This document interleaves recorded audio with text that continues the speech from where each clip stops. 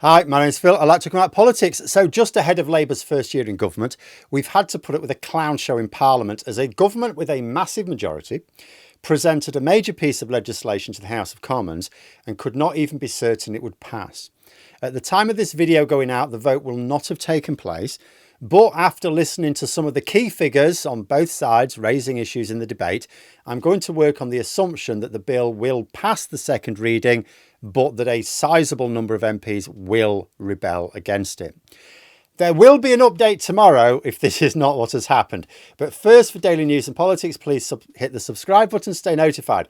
So yes, at the time this video comes out, there's like another couple of hours before the vote. So let's go through how I see it. And I was thinking to myself, put myself in a position, were I a Labour MP, how would I vote? So would I have supported the government basically in this vote? Now, just to be clear, for those who haven't followed me for a long time, I'm generally opposed to rebellions because most rebellions take the form of MPs wanting to do their own thing. My view is if someone wants a political party to help them get elected, then they have a duty to support the policies and aims which the party was open about for the electorate during the election. If they don't want to accept that responsibility, oh, but I don't like that bit of the manifesto. You stood on it, tough, right? If you don't want to accept the responsibility, nothing to stop them standing as an independent, right? Serial rebels are frankly entitled scroungers and I have a lot of contempt for them. However, it's not just that Labour didn't talk about cuts to disability payments during the election. Like, there are things the government does, of course. It doesn't say everything it's going to do and some things it has to do on the fly, right? But I am certain that nobody voting Labour expected them to do anything like this.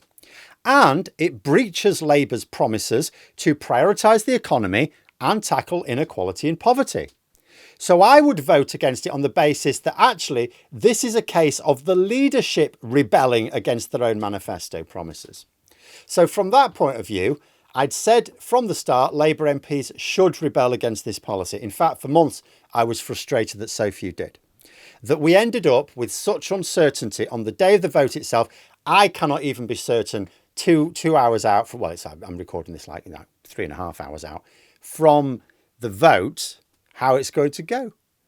You know, and then that's the fault mostly of the leadership, obviously. But I also blame some of the latecomers to the party. They've done themselves and their party no favours by waiting so long. They should have nipped this in the bud months ago, when it would have been less high profile. There'd have been the odd bit of gloating in the Tory media for one day and that would have been it. But of course, Starmer and the Whips should have been on this earlier as well. It's been a right mess. Nobody comes out of it with any credit, but the Tory media can't believe their luck. This can run for ages. But were I a Labour MP, and given that this is one of those rare rebellions that is not just justified, but actually in the best interest of the country and the party, would I have voted with the government today? I actually would have, and I'll tell you why. So first of all, the objections in the reasoned amendment, which is the amendment designed to kill it, from Labour backbenchers, totally valid. They shouldn't be voting on something before the economic impact assessment's been published. You're talking about a lot of money here. The government claim they're prioritising the economy as their number one aim. So why aren't you letting MPs see the economic data then? MPs are not asked to vote for a budget without the OBR's economic assessment these days. So why should they be asked to vote on this bill, which includes significant spending commitments, before the OBR report has come out? Rachel Reeves gave a statement today highlighting some of the ways in which Labour have helped to tackle poverty, and they're all true, but making moves to help some people escape poverty doesn't justify putting others into it. Labour is supposed to raise as many out of poverty as possible, but they are not supposed to send anyone back in the opposite direction. Reeves also promised that measures would mean overall levels of poverty and child poverty would decrease, which is great. But MPs can reasonably ask to see the proof of that before being asked to vote on something which is claimed will actually increase poverty. Liz Kendall also promised updated impact assessments, which will show the positive impact of the support schemes in the bill, which I think most Labour MPs will believe. But again, they're being asked to vote without seeing them. So this is a huge mess. MPs have been put in a very difficult position by the leadership. I see today that Starmer's saying he has full confidence in Morgan McSweeney and that his MPs shouldn't criticise him. Now, I do keep saying I don't want to make one person the bogeyman in all this, and Starmer bears ultimate responsibility as the leader. But you cannot retain full confidence in someone who creates a shitstorm like this, especially when anyone with any political understanding would have seen that shitstorm coming from miles away. Loads of us said this was coming. Hopefully, however, lessons will be learned. The leadership should learn not to take votes for granted on mad shit, and Labour MPs should learn to head these things off earlier rather than putting too much faith in people who clearly have serious blind spots in their political vision. However, I would have voted for the bill today, not because it's now in a great place, although I think it mostly is, but there are 4 reasons why it would not have made sense to kill it off today. First, this is just the second reading. With the vote passed, it goes to committee to be scrutinised. The bill is now mostly in good shape, but it's not for new disability claimants. But the committee are likely to draw attention to this. The committee will definitely have impact assessment reports to go on. Amendments may then be attempted afterwards. The committee stage is not a rushed process. Second, by the time the bill comes back to MPs, they will have seen all the official impact assessments. They will have seen all the scrutiny from the committee. And it may be that some of the, doom and gloom is not as is reported. And if it is, then at that point, they can say, well, we need amendments then to sort it out. I'm not sure MPs should complain that they're being asked to vote without an impact assessment report, only to rule out ever getting one. There's going to be another vote after this, come what may. In fact, the only way to not get another vote on it is to kill it today. Third, the bill provides a lot of welcome support for people, including those with disabilities. The only reason to kill a bill off at the second reading is because you think the whole thing is fundamentally unworkable.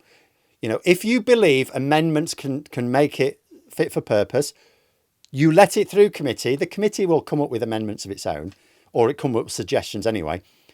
And if you don't get your amendments, then you can vote against it at the third reading. This bill literally contains above inflation increases in payments for a lot of vulnerable people who really need them. Labour MPs should not be voting against that without a stunningly good reason. Killing it off would have screwed over millions of people. And actually, as far as I can tell, it doesn't actually help anyone right now because the people still left out by the changes don't exist yet. Well, the people exist, but not the payments.